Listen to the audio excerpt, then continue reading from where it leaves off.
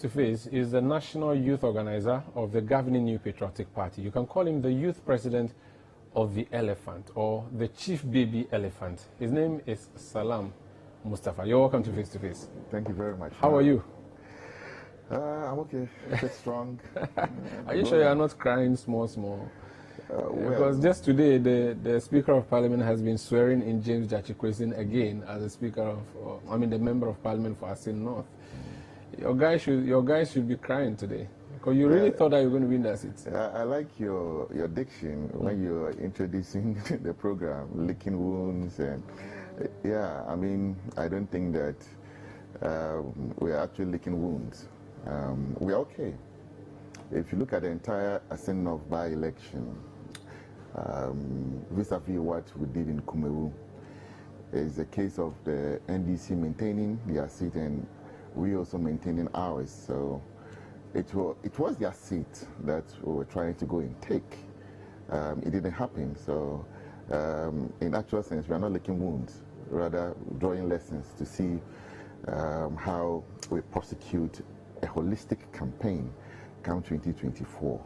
So it was a very good test case. And for us, we take all the feedback we have gotten from Asin North, and it would impact heavily on what we'll do in 2024. So a while ago, I was told that James Jachikwesin was in Parliament being sworn in as a Member of Parliament for the people of Asin North. I wish him well as a Member of Parliament because the representative democracy we are doing inures to the benefit of the people. So in the past few months, the people of Asin North were deprived of representation. So today, it feels good that finally somebody is standing in the stead of the people of Asin North, and it's good for our democracy. But you were very confident that you would win that seat. I mean, you are sounding different now, but ahead of the election, you were very confident, and you deployed everybody who mattered in government and party to that constituency. You were very certain you would win it. And it's even believed that that's why you managed to secure a by-election, even though it's a Supreme Court decision, but you pushed for that, so that you would have a comfortable majority in Parliament. Well, it's part of the conjecture I had was campaigning in Asin North, that we were those behind, machinating to get James Jachikwesin out and force a by-election to boost our numbers and all that. But I don't think it's the case.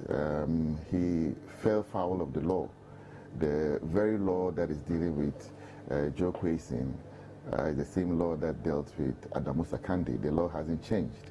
The law is not a respect of colors, creed, ethnic background, whatever, gender. It doesn't respect any of that. Once you fall foul of the law, it will take you on. So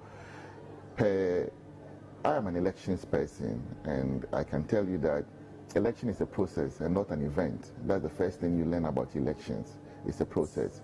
So we have the before, during, after, all combining to have an election cycle. So if the beginning of the process he didn't qualify, and I can tell you that the issues of James Jachikwesin didn't come from the NPP. It came from the NDCs, their youth organizer in Asin North, who led a press conference to say that he held a dual citizenship and so on and so forth. So many issues. It came from within the NDC itself. But you went to court. He didn't go to court, so you led to his problems. No, a petitioner you didn't even want. Well, by petitioner on your side. Yeah. Yes. Well, whether it's on our side or not, that's the right procedure to go to court to challenge someone. So the right procedure was used, and ever since the law has been taking, its course. And however the case will end is between James Jachikwesin and the law. I don't have a personal interest in that. All I care about is that nobody ever tramples upon the laws of Ghana. Nobody is bigger than the laws of Ghana, not even the president. Everybody is subject to the law. Immediately we begin to build men and women who are more powerful than the law, then we don't have a society again. You get a sense that James Jachikwesin is being made to be above the law? Not exactly. There is a view that you shouldn't continue prosecuting him. The people support him, they love him, and if there's another by-election, he will still win again. Why are you hounding him using the legal or judicial system? What do you say to that? There's no hounding. Like I said, it is a dictate of the law. And the law is not at the bosom of somebody. It's there to ensure that there's law and order in society, that everybody conforms, that we live in a society of, equality, where no man is more human than the other. And that's why, from the beginning, I said that the very law that is dealing with geocracy is the same law that dealt with Adamu Secondary. The NDC come arguing about the principles of the case. I said, well, I mean, you can say whatever you want, but it's the same section of the law that is being used. So, and it is still in the Constitution, of this country. So once the law is playing out, we cannot say that he's been hounded in any form or shape by the NPP. Otherwise, you would say that then the NDC also hounded Adamu Sakande. But the president stood on a platform ahead of the election, your last rally, and said, in not so many words, that the people of Asino should not elect a jailbird. It means the president has made a pronouncement, a prejudicial one, on someone who is standing The president is a lawyer, so I heard him. I was there. I was an MC, to the program, so I heard the president very well, likely. And I mean, in the entire campaign, there were several comments. The NDC medias, he will never go to jail, and so on and so forth. So if I also say he's likely to go to jail, it's not prejudicial. We have seen a case of like manner and how it ended. So based on that, I can make a very safe deduction that it can conclude in same. So the law is what we are all looking at, and the deductions that we are all making. So I listened to one of the NDC lawyers,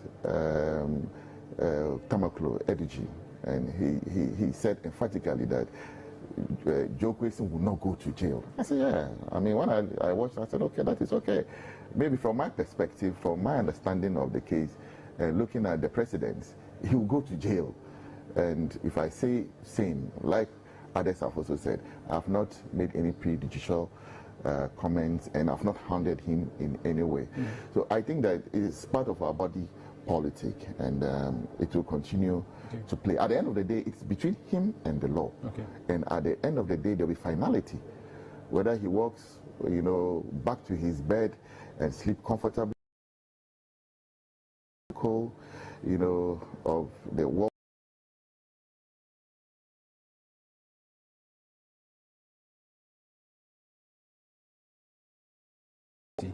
You believed that seat could swing to your side. You needed that seat badly, but you were defeated.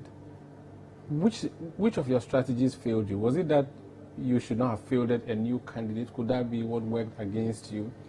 Is it sympathy that worked against you?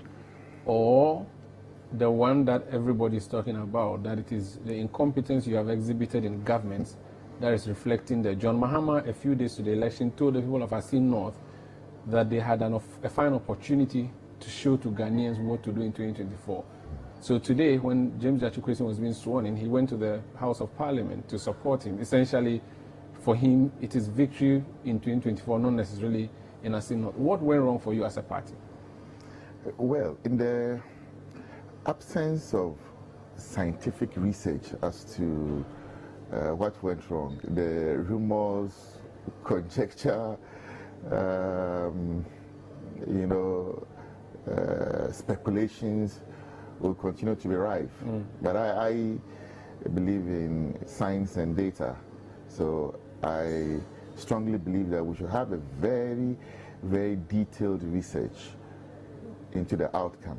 Even Kumewu itself, we should have a very researched opinion, one that we know that is not just out of conjecture, speculation and all that, but one that you have teased the minds of the people and they have spoken.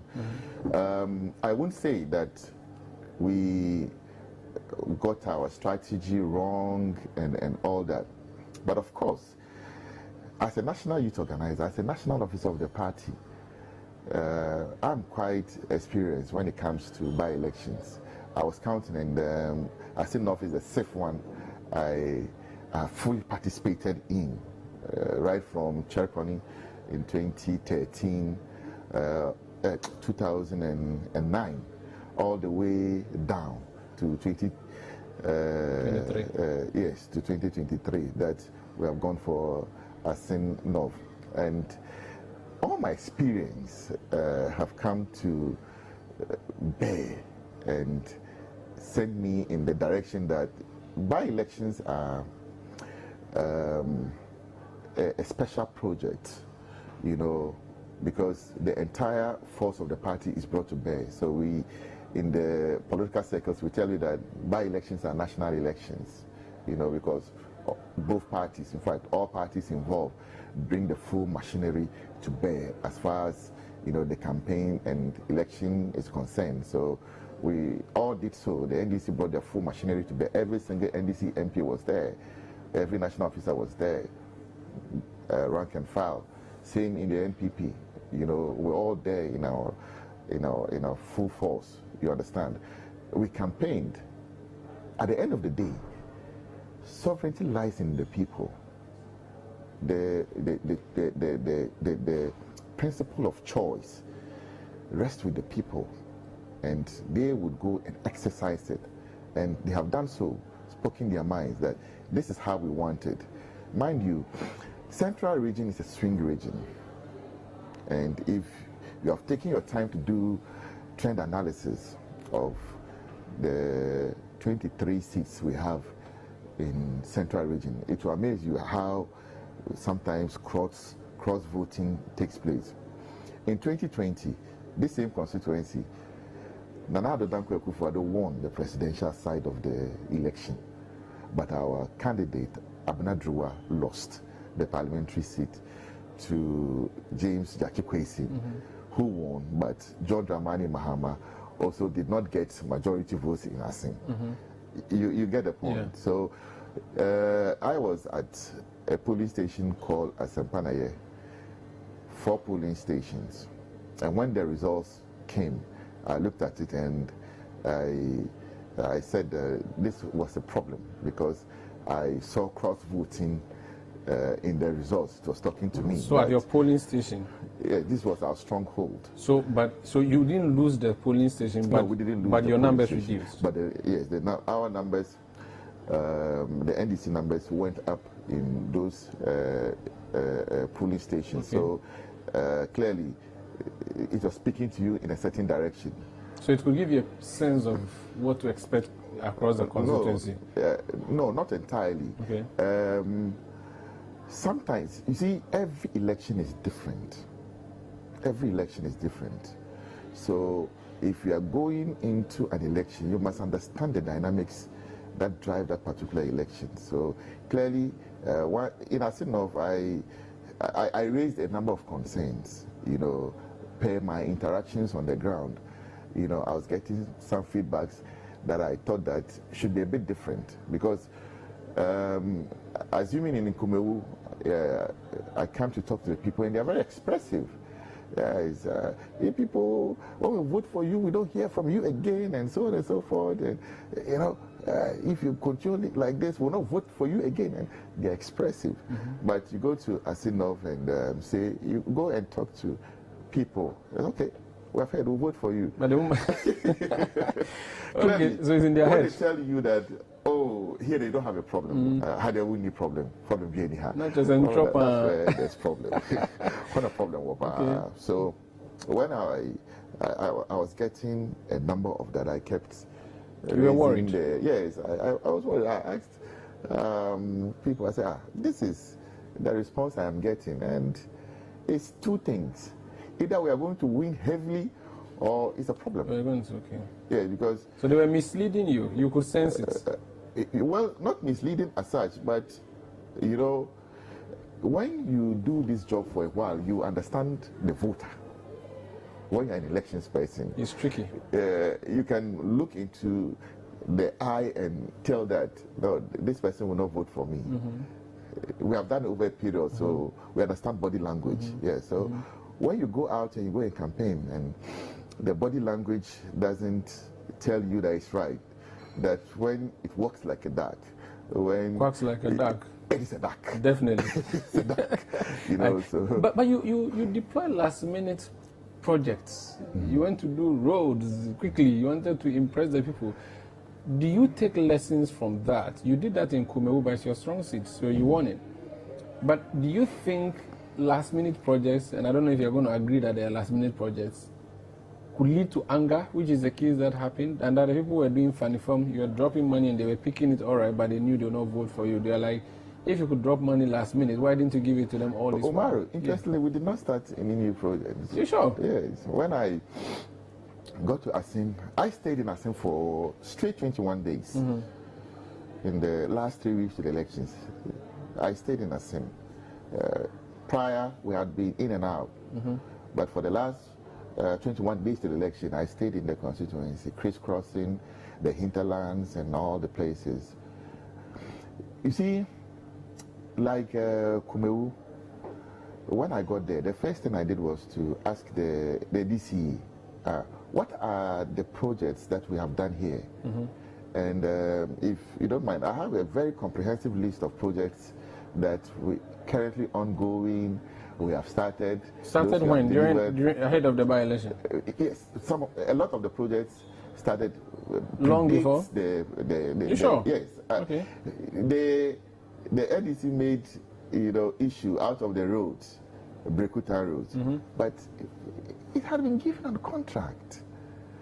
If you noticed, I don't know if you were in Kumewu. I didn't go. Yeah, the main Praso to Fosu Road was done by this government. I used that particular road last year when I was campaigning for National Youth Organizer. Is that the road the president went to commission? Yes. So if it has been done all, if it has been done all these years, why do you have to commission it in the heat of an election? Recently. Okay. Okay. Last year, I used that road when I was campaigning. Within a year, I went back. The road has been done, and if you follow these contracts, there are usually subsects to the contract. It's not just come and do main road and go. They can tell the contractor, oh, when you finish, give us maybe 5 kilometers of town roads, and the contractor would agree. So all that is part of. But they're saying that as soon as you lost, when you people packed out with your V8s, the contractors also packed out. Oh, it's not true. And that you decided to remove the contractors out of anger. True. It's not true. They said same in Kumewu, only for people to go with cameras and show videos. So the contractors are on site? As of now, as of today, I have not checked, but as at 2, 3, 4 days ago when I checked, they were still there. They are arranged. So you won't admit that you attempted to influence the voters of Not at all. I would disagree. In fact, if I did not make any attempt to understand what was going on in the constituency, maybe I would concede that we were doing that to woo voters. But I took my time to find out from the DC. He gave me a plethora of projects ongoing, some completed. It will amaze you that the Agenda 111 we are doing, there's one in Breku. Okay. So you didn't. Do you think your opponents influenced the voters? Based on your estimation, based on your reading, they say you were giving 200 Ghana cedis out. Did they give anything out? We hear all these rumors, and there were sharing of monies and so on and so forth. I heard plenty. Personally, I got somewhere and I was told that I saw a group of people gather under a tree. When I got to Asempana, at the other end of the field, people were standing under a tree, and some of our people came and told me that, oh, those are the NDC people, they are sharing money there. Where I was standing, I couldn't see as to whether it's true that monies were being given, but I saw people go there, then turn back and come and go and Why vote. you didn't give money? I cannot confirm or deny, because maybe I didn't give money, but someone could have. But at the end of the day, I won't say that there was overall wholesale buying of votes from what I saw, because some of the places I go, I went to, I didn't see people line up to take money to go and vote. Okay. You know, but I heard it. Okay, that's fine. Yes. This is Face to Face on City TV. My name is Sandam, and my guest is Salam Mustapha. He's a national youth organizer of the New Patriotic Party. We're talking about the Asin North by-election, which by-election led to a defeat for the governing party. Even though it neutralizes the situation in Parliament, it's still a hung Parliament as we know it, with an independent MP caucusing with the NPP, making them the majority group. When we come back, the party is busy at its headquarters vetting the persons who want to lead it. In 2007, there was 17 people who sought to replace Nana John Kufuor as leader of the party. This time around, Akufo-Addo has to be replaced. They're not up to 17, but they're a little more than 10, or is it 10? 10. What does that figure mean? Would it lead to cracks in the party? How is the party going to deal with that? And the vetting itself, is it just a cosmetic thing, or someone could actually be disqualified? Please stay with us. There's more coming up shortly.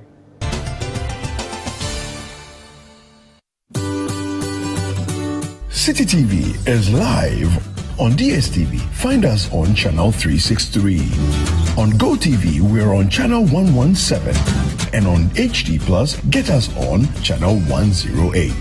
On a digital TV, run a new search, but take note that without an antenna, you cannot access City TV. City TV can be accessed on any free-to-air digital box like the GoTV and HD Plus boxes. City TV, it's your world.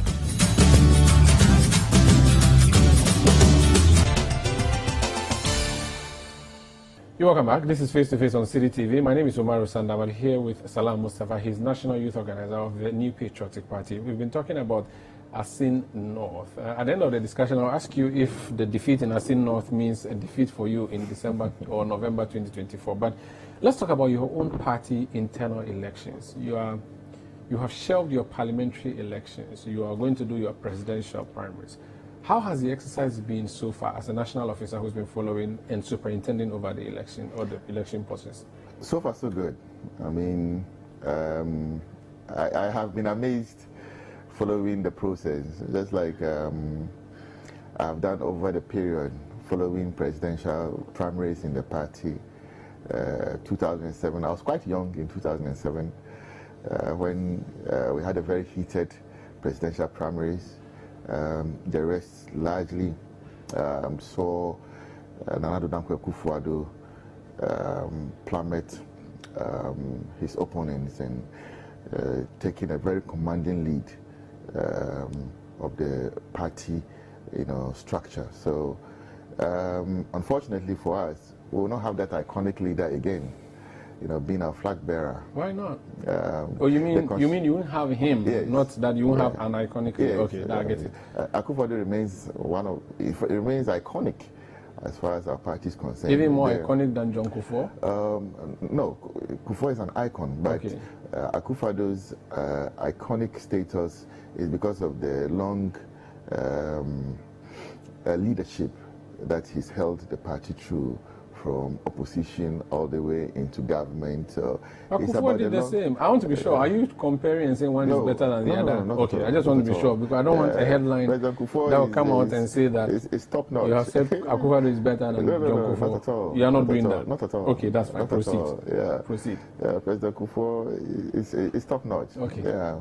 Akufo-Addo has come to, build upon what President Kufuor did, and that's what puts them in that category. These are icons our party, have produced, and we love them in the party. Unfortunately, we will not have Nana Akufo-Addo again as our flag bearer because of constitutional imperative. The constitution will not allow him, to go for a third term. So the party would drift towards a new leadership, and 10 very huge personalities have stood up, for the mantle. And so far, how they all picked their forms, submitted, has been amazing to watch. Show of force, show of support, So it's been good watching how you know, this is panning out. I remember in our internal contest, myself and my brothers who contested me. The national executive position. Yeah, for the national executive position. I mean, the whole euphoria, I mean, I can feel it. You know, it's virtually like reliving. So far it's been good. There's not been any stepping on toes. The process has run very smoothly. Picking of forms, submission of nominations, everything went well. We have started with the vetting of the candidates. Yesterday we had 3. It went very, very well. Today we have another 3, and I'm sure as we speak, they are at our Kokomlemle head office there having the process. So far, very smooth, very calm, and I know that by the grace of God, knowing the party very well, understanding the psyche of the party, I know it's going to run through to the very Is the vetting end. really necessary? Oh, it is. Because you It is. really ask any questions that will lead to A lot of disqualification? questions are asked. Really? A lot of questions. So are someone asked. could get disqualified? Oh, yes. You sure? Yes. Hey, Yes. you sure this can disqualify the front runners, for instance? When disqualify them and say, hey, If you're not there's Charlotte cause Osei, to- who disqualified you in the elections of Yes. 2016? If there's cause to, you'll be disqualified. Okay. Because if people raise petitions against you, you'll be asked that, this petition has come against you. What do you have to say? You have to explain. You know, the vetting process is integral. Okay, because we have to understand that you qualify. That's why. Sorry, I'll take you back to Asen Nov. Chairman Alotijo Corps, when he was Central Regional Chairman, said he disqualified James Jachikwesin on occasion that he held a dual citizenship when he was regional chairman, and it's because of the vetting process. So at vetting, a lot of things happen, you know, and that is not a mere cosmetic process. It's a very important process, and I'm happy that so far it has gone well. You know, if there's any cause to disqualify someone, regardless of who you are, you'll be disqualified. Okay. Yeah. So what are you looking out for in your next leader? Who do you think the NPP should put forth? NDC has settled on John Mahama. Yeah. What are the qualities that you think your next flag bearer should possess? Do you have a favorite? I am bound by constitutional imperative of the party to remain neutral. Okay, so you have a favorite, but you can't say it. Oh, I'm human. Okay, I will yeah, vote. So yeah, certainly yeah. my vote will go to somebody. Okay, so Yes. what do you require? What do you look out for as a party in your next flag bearer? What kind of person are you looking for? You've described Akufo-Addo as iconic, John Ejikunkwo for a big figure. He's also iconic. What should the next flag bearer of the NPP be like in your estimation? And I'm not referring to the person, but the personality.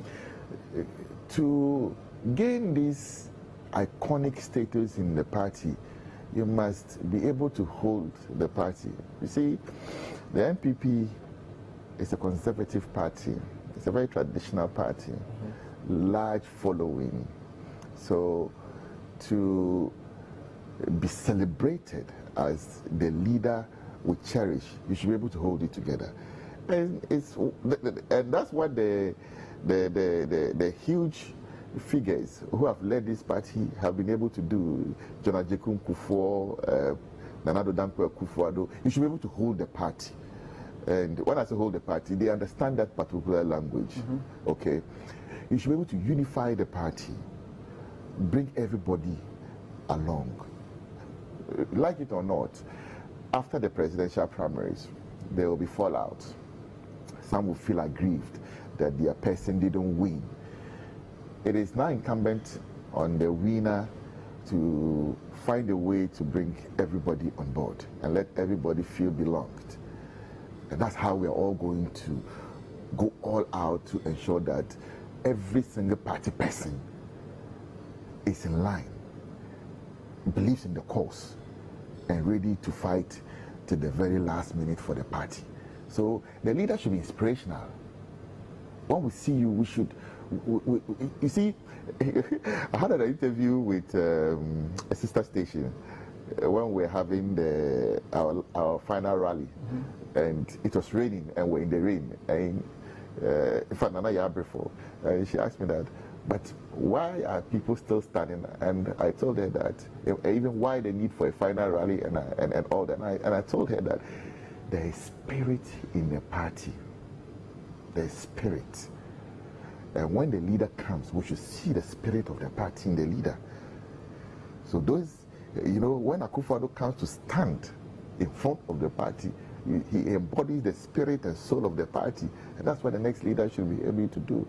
So that immediately you command the party moves for you. That's what you need. That's how you cause belief. That immediately we see you, we see hope, we see courage. And that's the spirit. And you see victory. Yes. Okay, now you are going to have an internal election. 10 people. In 2007, you had 17 people. The divisions will be problematic for you. In curing that, your party decided to introduce this super delegates Congress thing. You have the front runners, especially Vice President Dr. Mahmoud Bawumia, a huge constituency. Alan Kojo Chamantin, he says Edroni, so he has been doing this for all these years. Huge constituency. Even Kennedy Pong, also holding his own. Are you sure that at the end of the contest, your party can survive the possible cracks that would emerge? We'll survive. It's worried you in the past. There was and still an Alan or Kufuor faction and an Anado faction. How are you going to come out of that? If at the end of the day you have a Bawumia faction or an Alan faction or a Ken faction. You see, it is politics, so we find a way to spin the political wheel. But I can tell you that after the election, everything will change. Both winners and losers would come together and work. This is a party I know very well. Okay, Alan Chairmantin once made a comment that in the NPP, after competition, there's cooperation. Chief Alan, quote said, and it tells you the camaraderie in the party, that after the pull and push will come together, and that's why the process should be fair. Okay, it should run, smoothly, level playing field for everybody, so that at the end of the day, losers and victors would accept that this is the reflection of the people, the delegates of the NPP, and by and large, membership of the NPP. Because 200,000 people are going to vote. And I don't think that one person can influence these 200,000 people to vote. So whoever is going to win would win because the majority of the party people believe in you. But you see, the problem in this is that you have introduced a super delegates conference, which has only 900 people. No, it's about 1,000. Yes, still the same, 900 and 1,000, same thing. These people can be influenced. The logic behind your super delegates conference, have you really done an analysis of it and believe that it is the best way to go? Because if you have 10 people, put them on the ballot. Let everybody decide. But if you whittle it down to 5, what if the 5 people who lost because they are not popular with the 900 or 1,000, but they are popular with the base of the party? How do you deal with this matter? Omari, that is not possible. How? You can't tell me that you are not popular within the 1,000, but you are popular within the 200,000. You are a grassroots the person. 1,000 is coming out of the 200,000. Okay? Look, you cannot influence an MP to go and vote for you. You understand? You cannot influence a minister to go and vote for you. You cannot influence me as National Youth Organizer to go and vote for you. You understand? And these are the people we are talking about. Regional chairpersons, constituency chairpersons. So the people we are talking about are not people you can easily influence. But the number is small. You can influence if small. money mattered in politics, then that's a group you can target. You can target 200,000 people. That's why maybe I'm a poor candidate. I don't have the money. caliber of people. Listen, maybe I'm popular. Me, party people, they like me. But the big men, they don't like me. And I don't have money to buy them. But someone has money. And they think that I'm too no. But the party people like me because I'm too no. Let the party people choose for me. Don't let me the presidential hopefuls are going around campaigning. Their strength is known. You understand? And by now, I would, think that all of them know their strength as far as this contest is concerned. So it cannot be that you can perform better in the 200,000 delegates, but you cannot perform in a microcosm, of that 200,000. It's not possible. That 1,000 people is just a microcosm. It's picked from the same pool of 200,000. Each constituency would vote. Council of Elders, national patrons, and will all come and vote to cut the number to 5. It's also, an attempt to reduce the level of acrimony in the party, because we have seen it before, and we thought that if you allow so many people to go, throwing jabs and, people, creating groups and factions and all that, doesn't help the entire political construct. Therefore, try and make it seamless so that afterwards you don't have to now come back trying so hard to reconstruct the party. By that time, your opponent is on the ground campaigning. That's not the time you are now going to use trying to reconstruct your party. If you do that, you have lost the election already, because we are all going to that same political market. You get the point. So if your opponent gets to the political market before you, and by the time you get there, hey, Jack has finished you, you cannot come and complain to anybody. That is why your internal processes, your mechanisms should be able to make sure that you are formidable and strong. And that's how come we have made our processes this way, that go through it. Even by the time you go through the super delegates alone, you would have seen, your level of strength in the party. Then come and face the bigger party. What if delegates. at super delegates one person gets 99%? What will be the decision of the party? What's the point of having another primaries then? It is the will of the party people.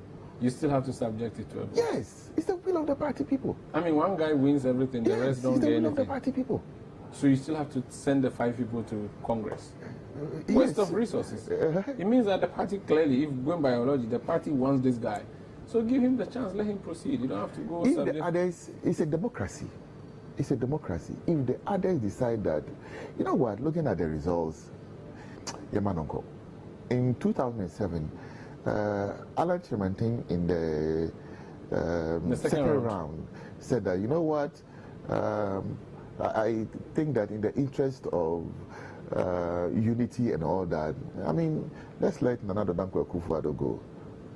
Looking at how the, contest was at the time. He said, let it go. you get the point. Yeah, so it can happen at any time that someone, and I'll be surprised if after the delegates, the super delegates, it happens. It happened in 2014, after the super delegates, there were 7. Yes, after the super delegates, I think 2 or so. Yeah, Jogati and one other person. Yes, withdrew, and it was left with Nana Dankwa Akufo-Addo, Alan, and I think Adanimo. Yeah, so this is the party. Okay.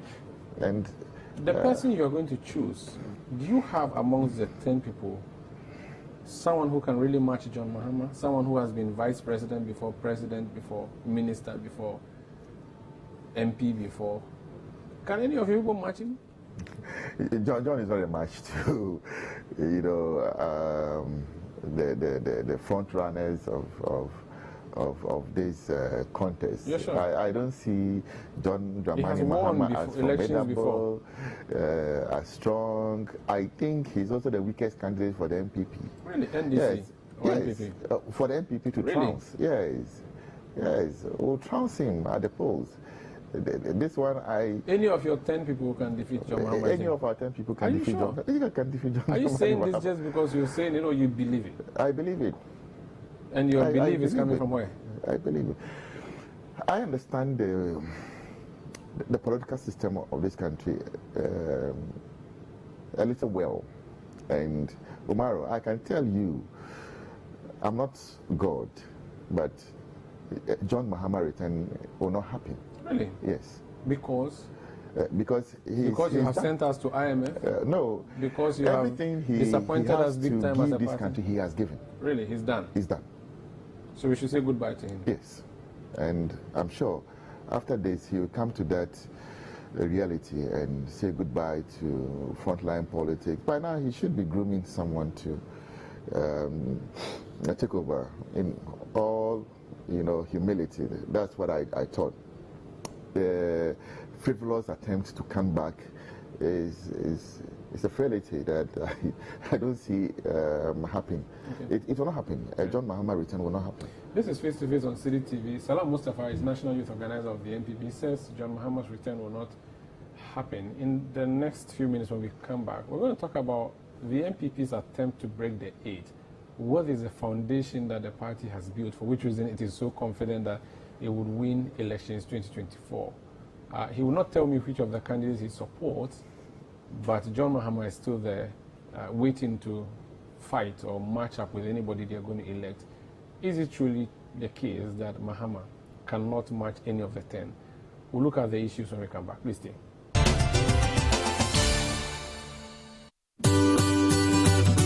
City TV is live on DSTV. Find us on channel 363.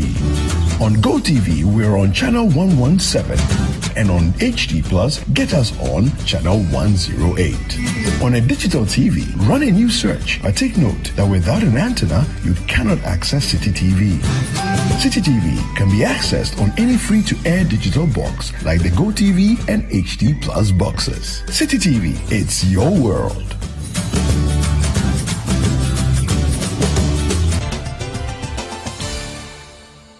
You're welcome back. This is Face to Face on City TV. My name is Umaru Sandamadu. My guest is Salam Mustapha, is National Youth Organizer of the governing New Patriotic Party. What makes you confident as a party that 2024 would be for you? I mean, Umaru, the NPP, against all odds in 2016, pulled one of the biggest political margins, and I doubt any party can ever, pull that number of votes again. Close to 1 million, about 900 and something thousand votes. Unbreakable margin. Unbreakable margin, But you lost 500,000 of that in the subsequent election, Yes, by the way. yes, Continue. Yes.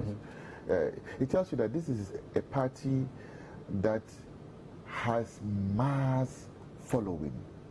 And I can tell you, Umaru, when you do proper segmentation of the two parties, the green belt and the blue belt, we far outnumber the NDC. We have more membership than the NDC. The NPP is the biggest political party in this country. So if we are to put our membership alone to vote, the NDC stands no dog chance. You have half of the voters. You have 5 million, NDC has 5 million. So in the last election, we had 6.7 million, and they had 6.2 million out of the 17 million voter population. In 2024, clearly this year we will have a limited voters registration, or if you like, continuous registration exercise. And by the time we will be heading into the 2024 polls, I estimate that we should be having close to 19-20 million voters on our roll. And out of it, I can tell you that majority of the voters would be in NPP strong areas. why? because we have more people than. How do you have more people? I'm not the one saying it's the numbers. Yes, take Ashanti region. Is the most populous. So you're talking about ethnic population? Not ethnic population. So what population are you using? Registered voter population? We're looking at the voter registration, voters. Okay, if you do a proper analysis of it, it begins to tell you the political narrative that the NPP has no business losing elections, because we are far more than the NDC. That's why the most critical job for us to do, national executives, entire party, is how to reignite the passion of our party people. If we're able to do this, I can tell you that NDC would be whipped massively in the elections again. Because you have numbers. Let's talk about your track record, yes. Economics. Clearly, yes. This election is going to be about economics. You have done abysmally. Not true. Very true. We had IMF begging for help. Yes. We have pensioners who are queuing at the Ministry of Finance begging. Yes. We have all manner of employees asking for their arrears to be paid. We almost saw power cuts 2 days ago. John Mahama come and beg that please don't take us back to doom. So things are not looking nice. We understand the politics. Okay. If one person caused a lot of mess in the power sector, it's John Mahama's IPPs. And he brought the IPPs for you too that you are surviving on now. Needless IPPs that he brought, this take-up pay contracts they went into, some clearly just because of 10% they are going to take and all that. But that's not the subject of discussion today. Imaru, Africa has some 53 or so countries. More than half of these countries are today at the IMF looking for one support or the other. Across the world, so many countries are at the IMF looking for support to deal with macroeconomic rigidities, especially emanating from post-COVID recovery difficulties, and the current one we are having, difficult supply chain problems due to Russia and Ukraine. You understand? But how we have managed it here? I was in UK and they were queuing to buy fuel, right? I've seen Germany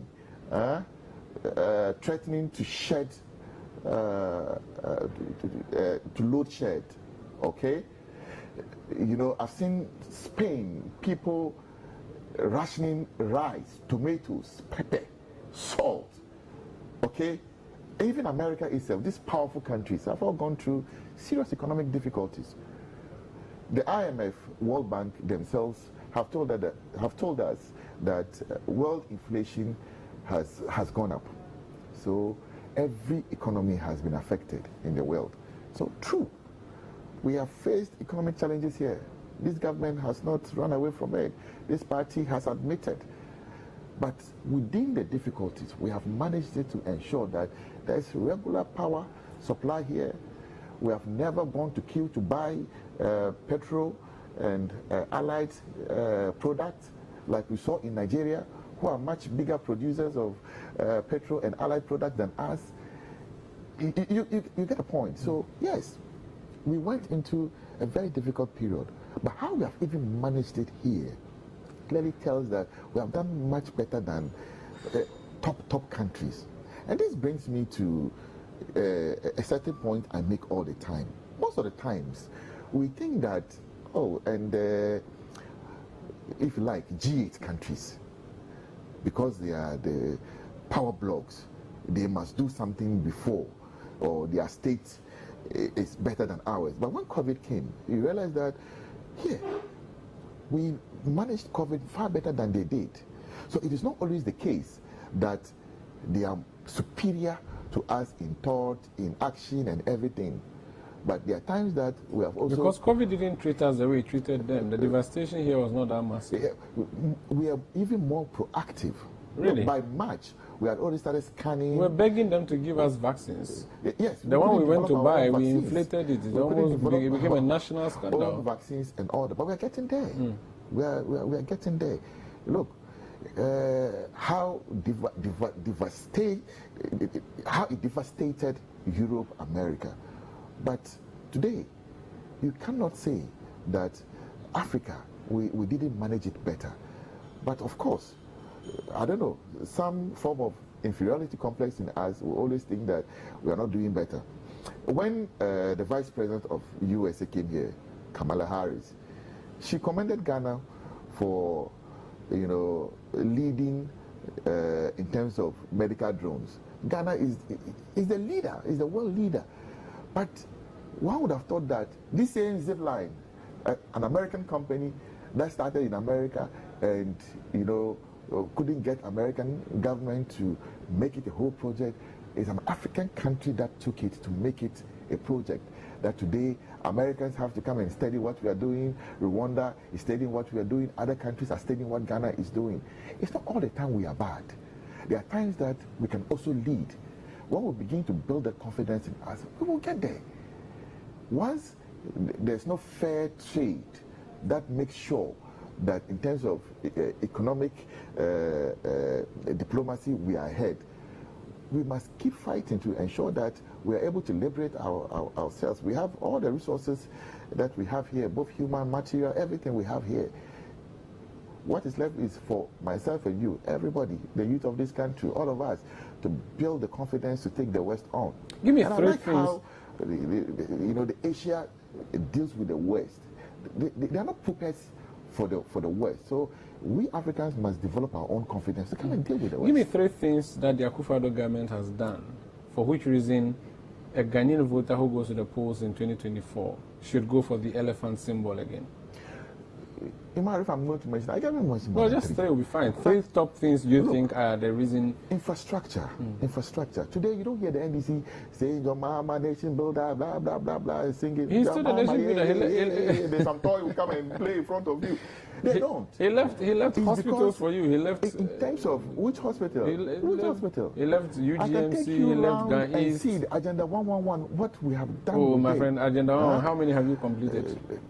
At a goal, we are going to commission before 2024 elections every single Agenda 111. You finish all of them? We'll finish all. You sure? When I went to Asinov, I went to the one in Asimbreku, and the contractor told me that by December he'll hand over the project. What's the level? Has it been roofed? Yes. It's been roofed? Yes. Okay, so Agenda and 111. recently, I understand the advisor on Presidential health advisor on issues, health, yes. to the president, did a fantastic job with this Agenda 111. Okay. So Agenda 111, what else?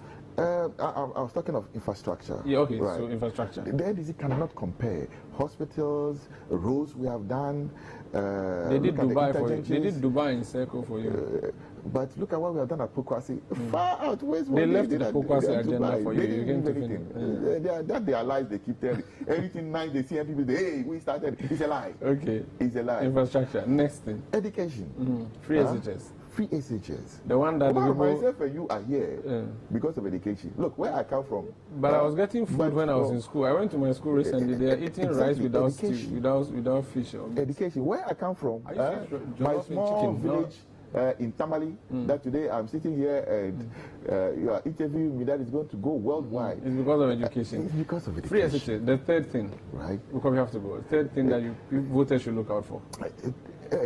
The soft infrastructure digitalization we have done vast changes the entire spectrum in this So you country. believe that you can break the 8? By the grace of God, we are going to break the 8. We wish you all the best and thank you for joining us on And Face to Face. I also want to say thank you, and also to all NPP youth, everybody in the party. Let's not give up. Look, we lost two by-elections in 2016, Talensi and Free East. And we came to win the 2016 election. You should have belief in us. Let's work hard, and we are going to be there this again in 2024. So the words of Salam Mustapha speaking to his party base, asking them, Mempaba, I think that's how they say it in Chi.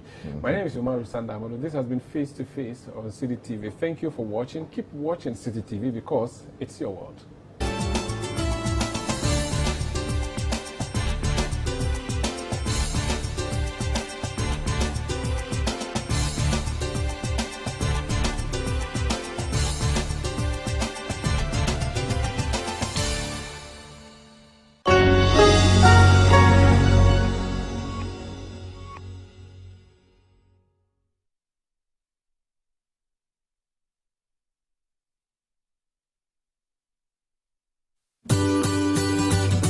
City TV is live on DSTV. Find us on channel 363.